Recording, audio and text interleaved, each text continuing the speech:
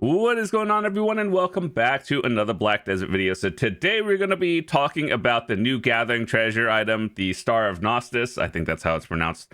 And yesterday we read the Global Lab patch notes, and this treasure item is coming to the live servers the following week. And I wanted to talk about this as a person who does a lot of gathering, how to prepare for it. I'm Guru 46, and I've definitely tested a lot of the different spots gathering in the game. So TLDR, if you want to know how to get it, basically with gathering, there are 6 different life tools, right? And then each piece, you get 1,000, materials for each spot, and then you get 6 total pieces. You turn them into one, and you put it into your camp, like the tent camp thingy, and then it allows you to travel back to your house. So yeah, what I wanted to do today was basically talk about how to prepare in advance. As far as I understand, there's nothing in particular you have to gather. You just kind of gather, and then you get the materials, and then you turn it into the piece. And you can also buy it from the market, which I assume will probably sit, 6 months to a year down once everyone already has it, and people who already, have it just sell it to the market. So I don't think it's something that's like an emergency, like I should get this immediately. But it is just nice to have. Anyway, with that said, I have 2 videos talking about my favorite gathering spots for every single tool, like for the most amount of silver, most amount of XP and everything. So to not like make a duplicate video of that, I'll just leave those videos in the description. But if you are new to gathering and you just want to know, like, hey, what do I do to prepare for this coming next week? Let's talk about that. So as far as I know, the Global Labs notes said, like, those materials you get for the 1,000 pieces, it is affected by having a hedgehog, which the thing that allows you to essentially double proc, gathering items is always good. And also, if you have the little green thumb mini game thingy turned on, I believe you get this by doing the Land in the Morning Light main quest line, which, yeah, I know that takes a long time, and then doing a quest after that, unless they changed it. But ideally, you want to be able to have like this thing on, and you'll see if you have a little icon over here, and just make sure it's on. And if you don't, just have the gathering hedgehog. So if you haven't done any gathering, what would I recommend you guys do first? So there's 6 different tools. If you straight up just want silver while you're gathering, I would say probably the butcher knife and the fluid collector for bloods, saps, and meats are probably the most used material in gathering, cooking, and alchemy, because everyone's just using it on the regular. So those are probably the most profitable. If you want straight up XP with, decent amount of silver, herb gathering has always been the highest XP, in the game for quite a while.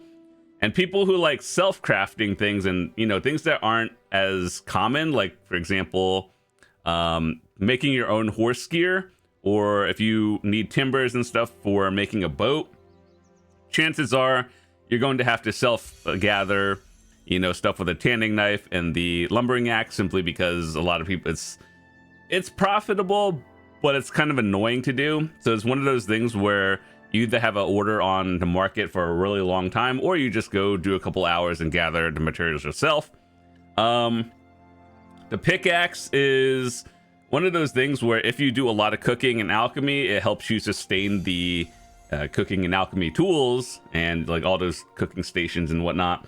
So it's kind of one of those things where you're going to have to gather all the rough stones and everything yourself. So with that said, that kind of brings us into what do you gather? Once again, those videos will be in the description if you care. They're, kind of long, but it's just like, some of the top spots that I use for gathering.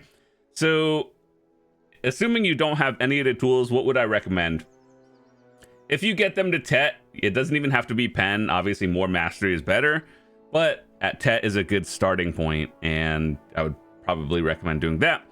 What I would do is probably start with butchering and fluid collecting for like bloods, meats, and everything, saps. just because those are the most profitable things to at least make a return on the tools, fairly easily. XP if you want the permanent mastery from like the guru levels, herb gathering, and then everything else depending on what else you need. But with that said, here are some other tips that I would give you for people who are starting and you want to get your mastery up without getting all the monos and pre-owned gear. So obviously getting the gatherer's clothes is obviously a good one, just because that's straight up XP and mastery. That's probably one of the cheaper ways to get gathering mastery overall.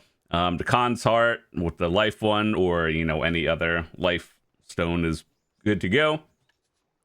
Here's one thing that I would recommend for people to consider. If you don't have your life skill crystals, this is probably something you should work on. I've made multiple videos on how to get the Rusalka corals and just how to self-craft it. Simply because I'm pretty sure these don't sit on the market, just because the value of it is just not what it should be. If these were like doubled, maybe they might sit, but until then, you have to self-craft all these. Other things that I'd recommend are probably the Yawning Hedgehog artifact and Lightstone combo, just because this one you want gathering item drop rate. That is the most important one, and I have always used the gathering item drop rate artifacts. I know people use mastery or XP, something else. I have always just used drop rate because that's the most important one to me, and it probably will be for the treasure item pieces that you need 1,000 of. So you want to start stacking item drop rate. The mastery and XP is always nice, and energy recovery just a bonus. That's what I would use. And if you have a lot of extra life buffs, here's what I'd recommend. Doing the Secret Book of Florin and Giovanni Grolin's support scrolls, I value these scrolls pretty highly, because having an extra 200 mastery, like 100 times 2 of these, actually adds up quite a bit. So I wouldn't just use these randomly like I've seen people doing, to just popping them for like half an hour. You kind of really want to lock in for a full hour if you're popping these. And then also using the Fugar's magical elixir from the events also gives energy recovery and mastery, so that's always good. The black tea for gathering item drop rate, always nice. If you have any extra, these are all event items, so if you don't have it, it's not really a big deal. But one important thing that I'd recommend is the miraculous herbal medicines, just because 500 energy recovered every tick, every 3 minutes is, you get an initial 500 and then 30 plus your 3 or 4. It's 34 every 3 minutes. So that boosts your gathering for at least another hour, plus the extra energy is probably around 2 hours of gathering. And then you probably want to get the Verdure draft and the tent thingy, just maximize all that. So those are the buffs that I would use while gathering. And so, yeah, what other things you can use for gathering early on is, I would say, aside from, the crystals, light stones, I would just go to different spots and start with, let me just give you some of the TLDR versions if you want the full list. If you're doing a lot of herb gathering, or just any gathering in general, down by Bear, this area right here, generally has a lot of different things. You can gather meats, saps, bloods, you could do logs and everything. Everything is just around here. That's why it's generally, for the past few years, generally being considered the best gathering spot for whatever you're doing. But my favorite spots, just as a quick TLDR, butchering knife for meats.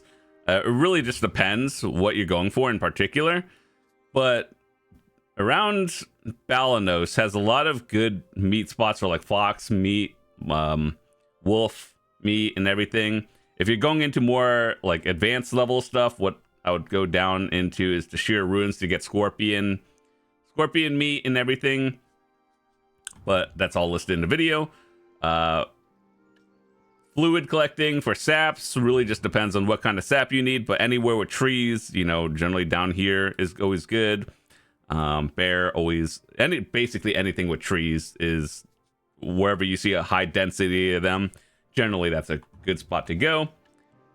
The herb gathering, honestly, is probably one of the easiest one. Like even right down here, there's a rotation just right off the Heidel river right here. You could do that. Other than that, Bear has another like rotation for herb gathering that's probably a little bit better. Tanning knife.